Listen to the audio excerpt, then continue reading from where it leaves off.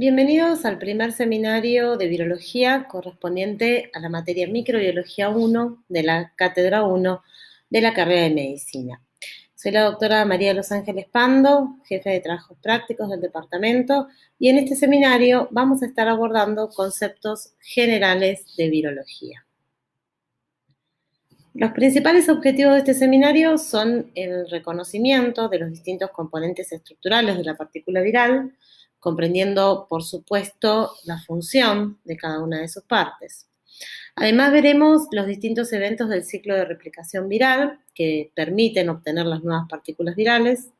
Para poder estudiar las distintas estrategias utilizadas por los virus, vamos a ver, a modo de ejemplo, varios modelos de distintas infecciones virales. Y por último, vamos a estudiar distintos mecanismos que pueden observarse durante la replicación viral y que permiten generar variabilidad viral. Comencemos entonces estudiando qué son los virus. Los virus son agentes infecciosos de pequeño tamaño. Como podemos observar en la imagen de la diapositiva, los virus tienen tamaños variables que pueden oscilar entre los 20 y los 300 nanómetros, siendo de esta manera los organismos infecciosos de menor tamaño. Debido a este pequeño tamaño, los virus no pueden ser observados al microscopio óptico, por lo cual se necesita utilizar técnicas de microscopía electrónica para poder visualizarlos. Los virus son definidos como parásitos genéticos intracelulares obligados. Y esto significa que para poder replicarse necesitan sí o sí infectar una célula. Y una vez que infectan esta célula, utilizar la maquinaria celular para poder llevar a cabo el ciclo de replicación completo que dará lugar finalmente a las nuevas partículas virales. En la imagen de la diapositiva podemos observar el esquema de un virus ingresando a una célula, en este caso por un mecanismo llamado endocitosis, donde lo que ocurre es el englobamiento del virus por parte de la membrana plasmática celular. Luego que ingresa al citoplasma, en este endosoma se producen cambios conformacionales que permiten liberar el genoma viral, acompañado de proteínas virales, al medio celular, el cual luego, en este caso en particular, ingresa al núcleo, donde se produce la síntesis de los RNA mensajeros, que son necesarios para producir posteriormente las proteínas virales. Y finalmente, distintas estructuras y componentes celulares participan en el ensamblado de las nuevas partículas virales que van a salir de la célula, en este caso por brotación, como pueden observar, llevándose parte de la membrana plasmática celular como envoltura del mismo. Entonces vemos en este ejemplo claramente cómo para un virus es necesario infectar una célula para poder generar copias de sí mismos, es decir, progenie viral. Los tipos de células que pueden infectar los virus son diversos, ¿sí? Pueden infectar tanto células de tipo procariotas como eucariotas. Dentro de las células procariotas, ¿no?, como las bacterias, los virus que infectan este tipo de células se los llama bacteriófagos o fagos. Si bien, como cualquier tipo de virus, presentan variabilidad en cuanto a su estructura, como vamos a ver en unas diapositivas más adelante, la forma más clásica de este tipo de virus presenta lo que se llama una cabeza y una cola y puntos de anclaje para poder unirse a las células bacterianas. Los bacteriófagos tienen un rol muy importante en el control bacteriano, siendo de gran importancia en el ecosistema. Y también tienen un rol muy importante en biología molecular porque pueden ser utilizados como vectores de clonación para insertar fragmentos de DNA en bacterias y también se los está utilizando actualmente como herramientas terapéuticas. No vamos a ahondar sobre el tema bacteriófagos en la cursada de virología, pero sí es importante que ustedes tengan un conocimiento general de la estructura y de su rol. Por supuesto, es importante además que recuerden, como han estudiado cuando en el área de bacteriología, que los bacteriófagos son responsables de algunos eventos como la lisogenia que justifican la presencia de escarlatina, difteria, cólera y de la transducción de genes entre bacterias. También existen virus como podemos ver en la parte izquierda inferior de la diapositiva, que tienen la capacidad de infectar otros virus. Y estos son los virófagos. Vemos en esta foto el ejemplo de Sputnik, que tiene la capacidad de infectar un virus gigante que se llama mimivirus. Debido a que estos agentes no han demostrado hasta el momento tener un impacto en la salud pública, tampoco vamos a ahondar en los mismos a lo largo de la cursada. Finalmente, sí, los virus pueden infectar células eucariotas, tanto de plantas como de animales. Solo a manera de ejemplo vemos una fotografía de una planta afectada por el virus del mosaico del tabaco, que fue el primer virus descrito, que tiene importancia para el hombre, pero no en su salud, sino en aspectos económicos, causando daños en plantaciones. Por supuesto, a lo largo de esta cursada nos vamos a centrar en estudiar los virus que afectan al hombre, algunos de los cuales también infectan animales y tienen impacto en salud pública. En esta diapositiva, en la parte derecha, vemos dos imágenes correspondientes a virus que infectan al humano y además otros animales. Vemos, por ejemplo, el caso del virus dengue, que es capaz de infectar una variedad de mosquito en particular, infectando específicamente células del intestino medio, produciendo progenie viral que migra a las glándulas salivales y pudiendo entonces transmitir la infección al picar a un individuo. Y en otro ejemplo tenemos el caso del virus influenza, donde podemos observar cómo el ciclo zoonótico es mucho más complejo, pudiendo participar un rango más amplio de hospedadores, incluyendo el cerdo, aves salvajes y aves domésticas. Antes de comenzar a hablar de las características generales de los virus, quiero mostrarles algunos datos epidemiológicos para comprender la importancia de las infecciones virales en la salud pública mundial. En esta diapositiva, que muestra datos de la Organización Mundial de la Salud, podemos observar las principales causas de muerte en el mundo en los años 2000 y 2019. Como podemos observar, dentro de estas causas se destacan infecciones respiratorias bajas, condiciones neonatales y diarreas, muchas de ellas causadas por infecciones virales. Incorporando a esta gráfica datos de mortalidad por SARS-CoV-2, el agente causal de la enfermedad por coronavirus, vemos que en el año 2020 y más aún en el año 2021, esta infección viral se ha posicionado como una de las principales causas de muerte en el mundo. Estos datos nos muestran claramente la importancia de las infecciones virales como causa de mortalidad en la población y justifican, por supuesto, su estudio en profundidad dentro de la carrera de medicina. Vamos a estudiar ahora la estructura de los virus. La estructura básica de un virus está formada por un genoma y una cápside, existiendo también algunos virus que poseen una envoltura, pudiendo así entonces diferenciar dos grandes grupos de virus, los virus envueltos y los virus desnudos. Los virus desnudos presentan la característica de que pueden atravesar el desafío del pH ácido del estómago, son ácido resistentes, y la presencia también de sales biliares, que pueden emulsionar los lípidos que estos virus no poseen en su estructura externa. Todos los virus poseen en su cápside, si son virus desnudos, o en su envoltura, si son virus envueltos, proteínas específicas que le van a permitir unirse a proteínas celulares que van a actuar como receptores para permitir la entrada del virus a la célula. Además de esta estructura básica, los virus pueden tener enzimas que son necesarias también para la replicación viral. En términos generales, definimos a las proteínas virales en dos grupos, las proteínas estructurales y las proteínas no estructurales. Las proteínas estructurales son aquellas que, siendo codificadas por el genoma viral, se encuentran formando parte del virión.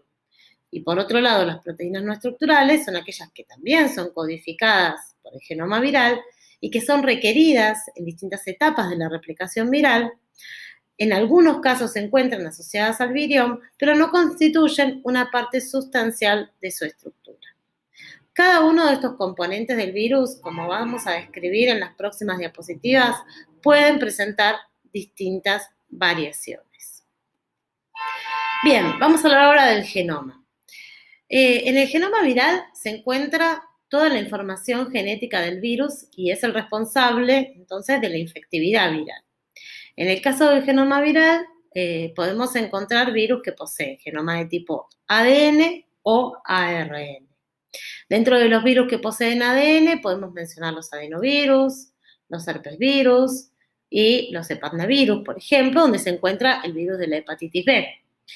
Y dentro de los virus con genoma de tipo RNA podemos mencionar los ortomixovirus, como el virus influenza, causante de la gripe, que podemos observarlo en la imagen de la izquierda. También podemos observar el ejemplo del coronavirus en la imagen central. Y en el caso del virus ADN tenemos el ejemplo del virus de la hepatitis B en la imagen de la derecha.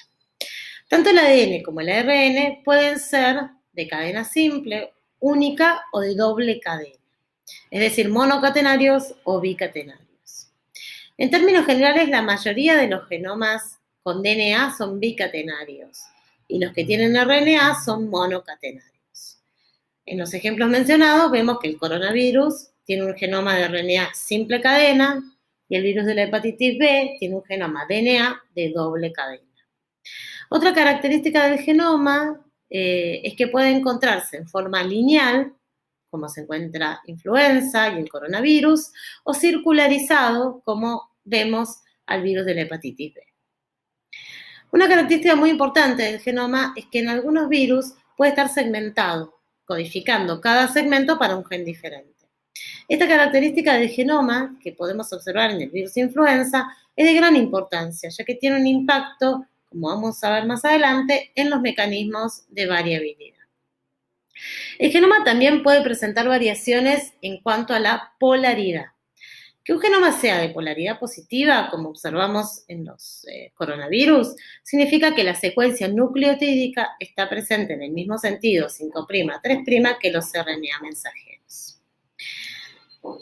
Es importante recalcar, como vamos a ver en otros seminarios, que el tipo de genoma viral, que sea DNA o RNA, es de gran importancia por la diferente probabilidad de errores de las polimerasas involucradas en su replicación y las consecuencias que ello tiene en la variabilidad viral. En términos generales, los virus con genoma de tipo RNA tienen mayor variabilidad, aunque por supuesto es importante destacar que dentro de los RNA virus no todos son igualmente variables, y ello tiene que ver con la posibilidad de fijar estos cambios en su genoma. Más adelante en esta clase vamos a ver algunos ejemplos de virus con estas diversas características y a lo largo de la cursada vamos a ir conociendo ejemplos en mayor detalle de las implicancias de estas características en algunos modelos de infecciones virales. Las características del genoma influyen, por supuesto, en las estrategias de replicación. Independientemente del genoma original de cada virus, todos tienen que llegar a producir RNA mensajero para poder producir finalmente las proteínas virales que van a dar lugar a las nuevas partículas virales. En este esquema vemos las distintas estrategias utilizadas por los virus para poder producir este RNA mensajero. Por ejemplo, si tenemos un virus que tiene un DNA de doble cadena, que está ejemplificado en la imagen con el número 1, donde una de las cadenas es de polaridad positiva y otra de las cadenas de DNA es de polaridad negativa, a partir de ese DNA se va a poder producir directamente el RNA mensajero. Otro ejemplo, el número 5, tenemos un RNA de polaridad negativa, a partir del cual se produce su complementario, que va a ser el RNA mensajero. Hay otros casos, por ejemplo, el ejemplo número 4, donde el RNA de polaridad positiva, que no tiene capacidad de actuar como mensajero, entonces se produce su complementario RNA negativo para luego producir el RNA mensajero. También tenemos el ejemplo de los retrovirus, que es el ejemplo número 6, donde a partir del RNA positivo se produce DNA primero una cadena, luego la siguiente cadena complementaria, y a partir de la doble cadena RNA se produce el RNA mensajero. Vemos entonces, a partir de estos ejemplos mencionados, como todos los caminos, independientemente de cuál es el genoma inicial de un virus, llevan a la producción de un RNA mensajero que va a producir luego las proteínas virales. Bien, recubriendo y protegiendo al genoma que describimos previamente, todos los virus poseen una cápside proteica. Esta cápside está constituida por estructuras llamadas capsómeros.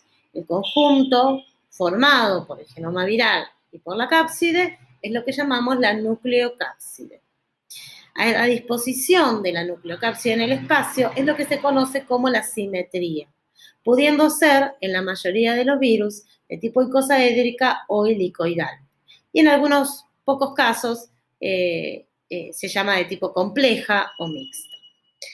En los virus de simetría icosaédrica, el genoma viral está contenido en un poliedro regular que posee 20 caras triangulares, equilaterales, que está constituida por capsómeros.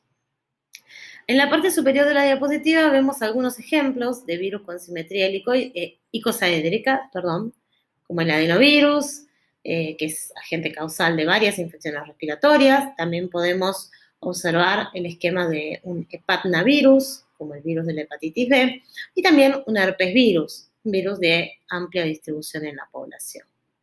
Como pueden observar en estos esquemas, estos virus presentan variaciones en su estructura. Por ejemplo, el adenovirus es un virus desnudo, donde podemos ver protuberancias en forma de espículas saliendo de la cápside icosaédrica. Estas proteínas virales son las responsables de unirse a proteínas específicas en las células del hospedero para permitir la entrada del virus a la célula. Por otro lado, encontramos a los hepatnavirus y los herpesvirus, que poseen una envoltura por fuera de esta cápside, y en el caso de los herpesvirus poseen además otra estructura entre la cápside y la envoltura que se llama tegumento. En la parte inferior de la diapositiva tenemos 3 ejemplos de virus que poseen una cápside con simetría helicoidal. En este caso, los capsómeros proteicos se encuentran dispuestos en una hélice rodeando al genoma viral. Los virus humanos que tienen simetría helicoidal siempre poseen envoltura. Entre los ejemplos de virus humanos con simetría helicoidal podemos mencionar los retrovirus, donde encontramos al virus de la inmunodeficiencia humana, los filovirus, dentro de los cuales podemos destacar virus que causan fiebres hemorrágicas, como el virus ébola, y también los ortomixovirus, donde destacamos al virus influenza causante de la gripe. En este último caso, podemos también observar la presencia de un genoma segmentado en 8 fragmentos. Entonces, como mencionamos previamente, existen algunos virus que poseen una simetría más compleja, que no permite ser clasificada ni como icosaédrica ni como helicoidal, que es el caso de los poxvirus, donde destacamos el virus de la viruela. Además, los bacteriófagos, que hicimos referencia en una de las primeras diapositivas, poseen lo que llamamos una estructura mixta, donde una parte de su estructura, la cabeza, ¿sí?, es de simetría icosaédrica, y otra parte, la cola, es de simetría helicoidal. En resumen, entonces, la cápside tiene como función principal proteger el genoma, otorgar la simetría viral, acorde a la disposición espacial de los capsómeros, y además, en los virus desnudos, facilita la absorción de los mismos a la célula y tiene capacidad antigénica. Algunos virus presentan además una envoltura lipídica por fuera de la cápside. A estos virus los denominamos entonces, como dijimos previamente, virus envueltos. La envoltura es una bicapa lipídica que deriva de membranas de la célula hospedadora, ya sea de membranas internas o de la membrana plasmática celular.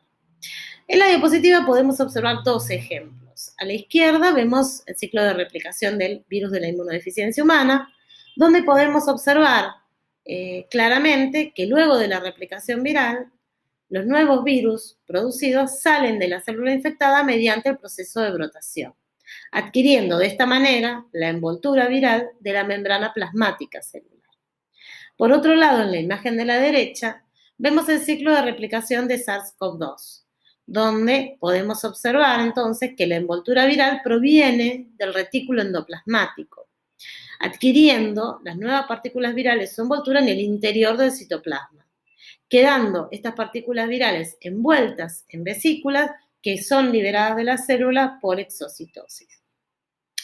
En ambos casos, tanto adquiriendo la envoltura de la membrana plasmática o de membranas internas, durante el proceso de adquisición de la envoltura, hay proteínas virales, son insertadas en esa bicapa lipídica, formando parte de la envoltura viral.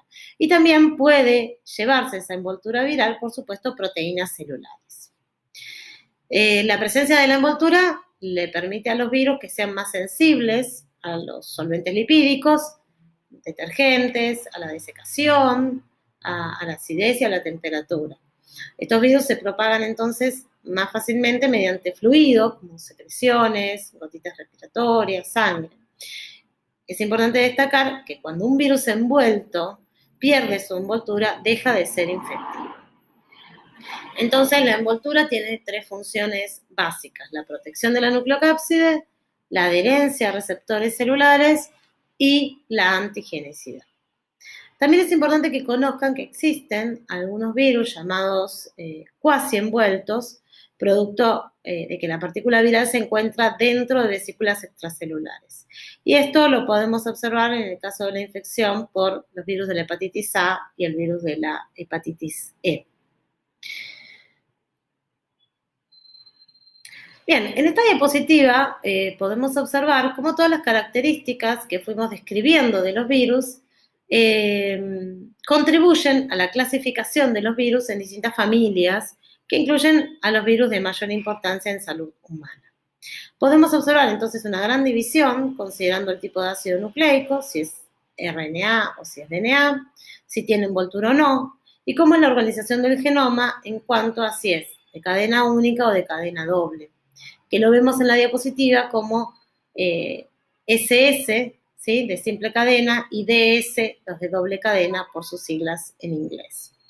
Siguiendo esta clasificación, podemos observar, por ejemplo, que el HIV, que pertenece a la familia de los retrovirus, es un virus con genoma RNA de simple cadena y envoltura. También dentro de los virus con RNA de simple cadena encontramos a los ortomixovirus, como influenza, aunque recordemos, como dijimos antes, que en este caso el genoma es segmentado. Por otro lado, poniendo como ejemplo a los virus herpes, podemos observar que son virus de doble cadena de DNA envueltos y además se puede observar la presencia de una cápside icosaédrica. También con estas características encontramos a los hepatnavirus, donde está el virus de la hepatitis B, y a los coronavirus, donde podemos destacar al SARS-CoV-2, el agente causal de la actual pandemia. A la derecha de la imagen vemos algunos ejemplos de virus que no presentan envoltura, habiendo tanto ejemplos de DNA como de RNA de simple y de doble cadena. Entonces tenemos, por ejemplo, los picornavirus, virus que se caracterizan, como su nombre lo indica, ¿sí?, de ser de un pequeño tamaño. Dentro de este gran grupo de virus se destacan los rinovirus, que son agentes causales del resfrío común, y los enterovirus, que incluyen al poliovirus humano. Aquí solo mencionamos algunos ejemplos para que puedan comenzar a familiarizarse con los principales virus de importancia en salud pública. A lo largo de la cursada van a ir estudiando en mayor profundidad diversas características estructurales de los virus que tienen impacto en la replicación y los mecanismos por los cuales generan daño en el hospedador. Bien, vamos a ver ahora los aspectos relacionados con la replicación viral, el proceso por el cual un virus penetra en la célula y, utilizando la maquinaria celular, produce muchas copias de sí mismo. En términos generales, la replicación viral cuenta de los siguientes pasos, como podemos observar en la diapositiva. La absorción o fijación del virus a la célula, que se da a partir de la unión de proteínas virales con proteínas celulares ubicadas en la superficie de la célula hospedadora. En relación a esta etapa es importante destacar que un virus puede utilizar distintos receptores presentes en distintos tipos celulares y un mismo receptor puede ser utilizado por distintos virus. La penetración o entrada del virus a la célula es el pasaje de la partícula viral hacia el interior de la célula hospedadora y puede realizarse por distintos mecanismos. Puede entrar solo el genoma, el virus puede ser endocitado o solo en el caso de los virus envueltos puede entrar por fusión de membranas. En el interior de la célula ocurre luego el desnudamiento o descapsidación. En la mayoría de los virus que tienen DNA, el genoma ingresa al núcleo para realizar la replicación y en la mayoría de los virus que tienen RNA como ácido nucleico, el mismo permanece en el citoplasma. Pero por supuesto, como vamos a ir viendo, existen excepciones.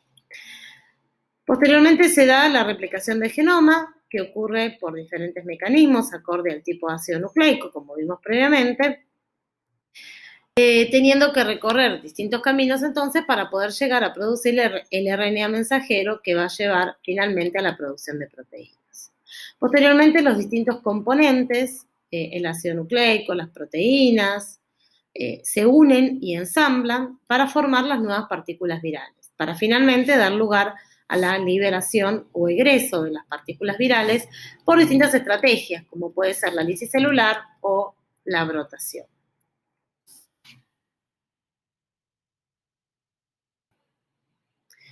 En esta diapositiva vemos el ejemplo del ciclo de replicación del virus de la inmunodeficiencia humana, un virus que presenta envoltura. Vemos entonces cómo el virus se une a la célula a través de la unión de proteínas virales insertas en la envoltura con los receptores celulares. En este caso utiliza el receptor CD4 y el receptor de quimoxinas como el CCR5 o el CXR4. Posteriormente se produce la entrada del virus a la célula, en este caso utiliza un mecanismo de fusión de membranas y el subsiguiente desnudamiento y liberación de la nucleocápside al citoplasma. Previamente habíamos mencionado que la mayoría de los virus con genoma RNA replican en el citoplasma, sin embargo, en el caso del VIH, esto no es así, porque si bien nos encontramos con un virus de genoma RNA, el mismo posee una transcriptasa reversa que va a llevar a ese RNA, que va a permitir a ese RNA pasar a DNA, y este DNA luego es importado al núcleo y utilizando otra enzima viral, la integrasa, es integrado al genoma celular. A partir de este genoma viral integrado se produce la transcripción de los RNA mensajeros que luego de salir del núcleo van a dar lugar a las proteínas virales. Como pueden observar a la derecha de la imagen, luego del ensamblaje de los distintos componentes, las nuevas partículas virales salen de la célula hospedadora por el mecanismo de brotación. En esta imagen tenemos, en la siguiente imagen, sí, tenemos a manera de otro ejemplo el ciclo de replicación del virus influenza, el agente causal de la gripe. Como pueden observar, si bien en este caso también tenemos un virus con envoltura, el mecanismo de entrada es diferente. Luego de darse la unión del virus a la célula con proteínas específicas, el virus influenza es endocitado al citoplasma. La membrana del endosoma entonces posteriormente se fusiona con la envoltura viral y la nucleocápside es liberada al citoplasma. También en este caso, como otra de las excepciones, ¿sí?, a pesar de ser un virus con genoma RNA, la síntesis de los RNA mensajeros ocurre en el núcleo. El ensamblado de las nuevas partículas virales ocurre en las proximidades de la membrana plasmática, adquiriendo la envoltura en el proceso de brotación. En este caso vemos el ejemplo de un virus desnudo, el rotavirus, y donde podemos observar que luego de la unión del virus a la célula, el mismo ingresa por endocitosis, se produce el desnudamiento, y la replicación de este virus presenta una característica particular, y es la acumulación de proteínas en estructuras llamadas viroplasmas, donde se replica el RNA viral y se ensamblan las partículas de dos capas, que en la imagen aparece con la sigla DLPs, para proseguir entonces posteriormente con la morfogénesis en el retículo endoplasmático. Este virus, que recordemos es desnudo, sale de la célula infectada por el mecanismo de lisis. Bien, y en este último ejemplo vemos el ciclo de replicación del virus herpes simplex. La unión de este virus se da a través de receptores específicos que llevan a la fusión de membranas. Entre el virus, se libera la nucleocápside en el citoplasma. Y en este caso, esta nucleocápside migra hacia el núcleo, ¿sí? Y el DNA viral es inyectado al núcleo a través del poro nuclear. Una característica de este virus es que en el núcleo se transcriben los genes de forma secuencial.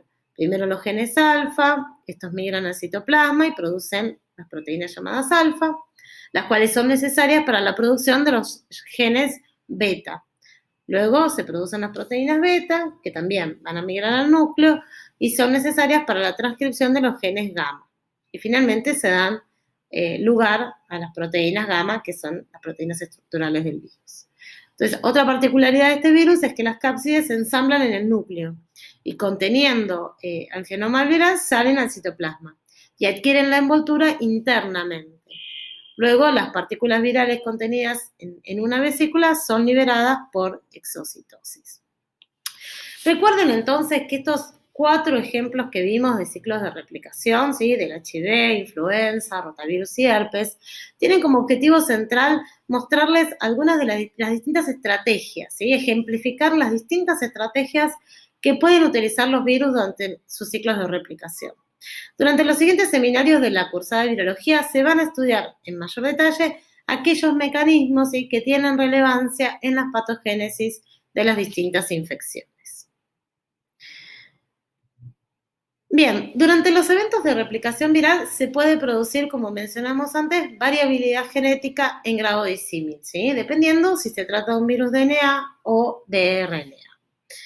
Como mencionamos previamente, en términos generales, los virus con genoma RNA tienen mayor variabilidad, aunque es importante destacar que dentro de los RNA virus no todos son igualmente variables y que ello tiene que ver con la posibilidad de fijar los cambios en el genoma.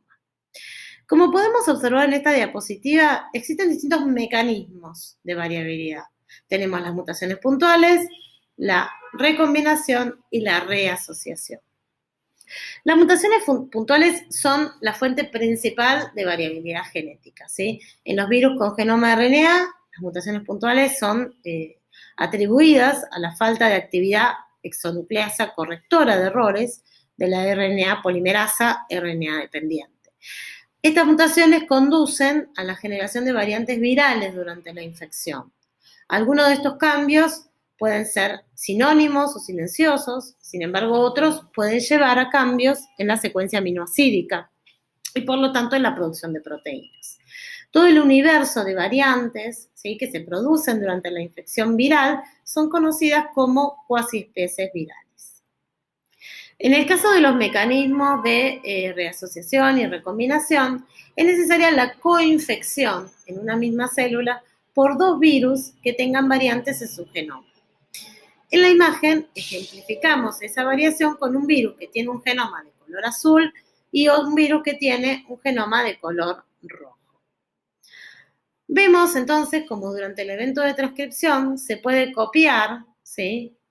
Una parte del genoma de la variante viral de color rojo y otra parte del genoma viral de la variante de color azul, produciendo así un genoma que llamamos recombinante, donde una porción del mismo es roja y otra porción azul. Este es el ejemplo del medio de la diapositiva, ¿sí? Que llamamos recombinación. Este evento tiene importancia, por ejemplo, en la infección por HIV, ya que se ha descrito que una gran parte de los genomas de los virus que circulan actualmente son de tipo recombinantes.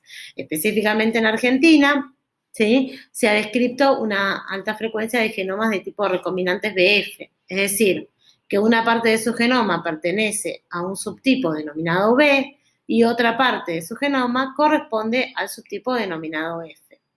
Estas variantes recombinantes se generan en un individuo coinfectado, ¿sí? Y son capaces de ser transmitidas a otro individuo. Y así estas nuevas variantes se pueden diseminar en la población. En el seminario donde nos aboquemos a tratar los eventos patogénicos de la infección por HIV, vamos a revisar este concepto, ¿sí? Finalmente es importante recordar que si bien estamos aquí viendo un ejemplo de un virus con un genoma de tipo RNA, esto también puede observarse en virus con genoma de tipo DNA. Vamos a describir ahora el mecanismo de reasociación. También para que ocurra este evento se necesita que una misma célula sea coinfectada por dos variantes virales que posean, en este caso, genomas segmentados. Entre otros, los virus influenza y rotavirus poseen genomas segmentados. Solo se han descrito reasociaciones con virus con genoma de tipo RNA, dado que no se han identificado virus con genoma de tipo DNA segmentado. Entonces, cuando tenemos en una misma célula dos partículas virales que poseen variaciones en su genoma, como lo tenemos ejemplificado en la diapositiva, donde una de las partículas virales tiene su genoma de color azul y otra de color rojo, durante la replicación, ambos genomas se van a replicar, ¿sí? Y durante el proceso de empaquetamiento de las nuevas partículas virales, pueden surgir nuevas partículas con genomas reasociados. Es decir, que algunos de los segmentos del genoma provengan de una de las partículas virales, en este ejemplo color rojo, y otros segmentos provengan de la otra partícula viral, ¿sí? En este ejemplo de color azul. Como podemos ver entonces, las nuevas partículas virales no son iguales a ninguna de las dos partículas que generaron la infección en la célula. Estamos frente entonces a una nueva partícula viral.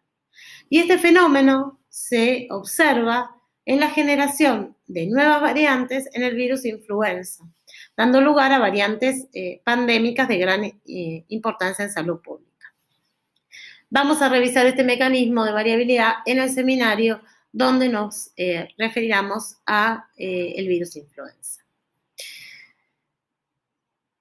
Vamos a revisar finalmente dos conceptos importantes en cuanto a los tipos de infección a nivel celular. Hablamos de una infección productiva. Cuando el virus infecta una célula susceptible, se produce el ciclo de replicación completa con producción de progenie viral.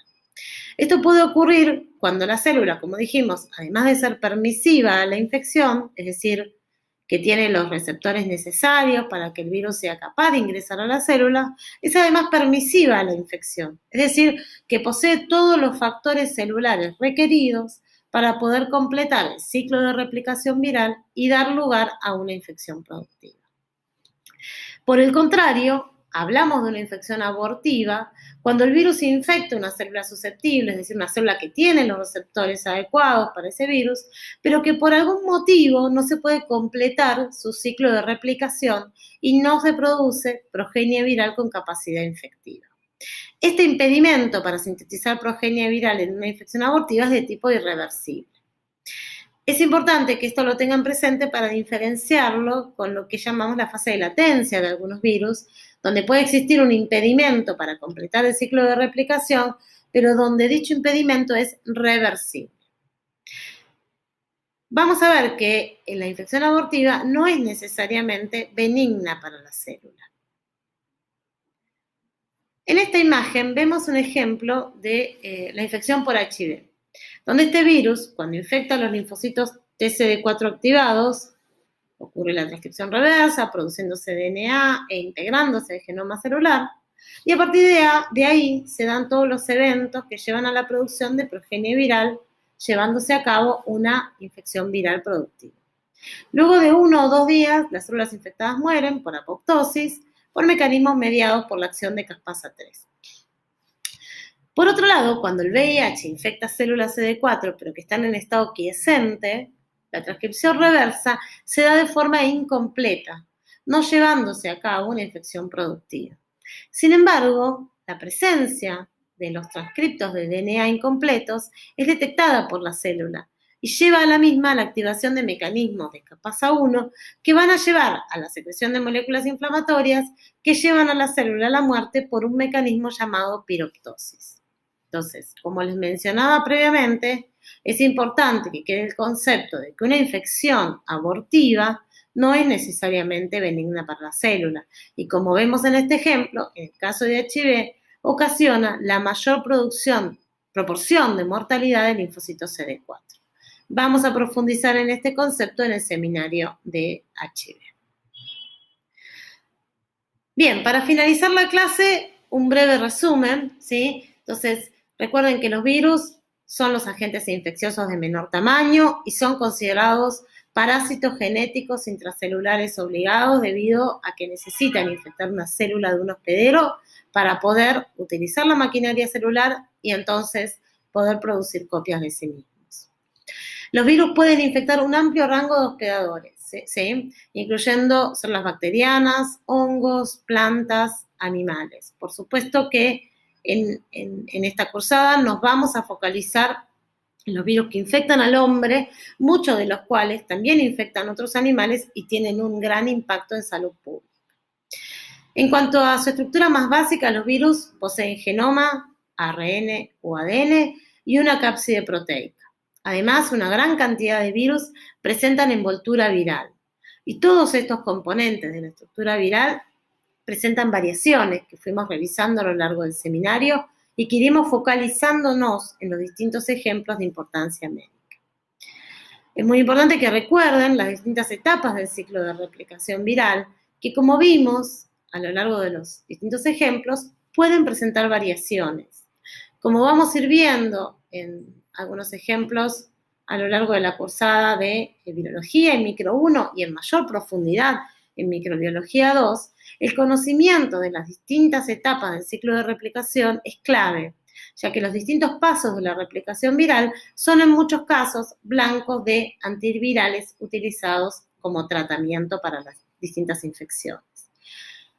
Es importante que se lleven de este seminario también los principales mecanismos generadores de variabilidad viral, ya que esos son fundamentales en la evolución de las infecciones.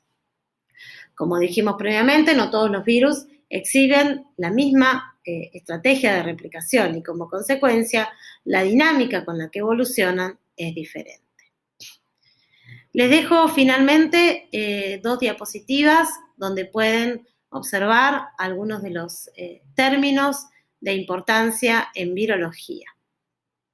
Muchas gracias por su atención y nos encontramos a disposición para cualquier consulta que pueda surgir de los temas de este seminario.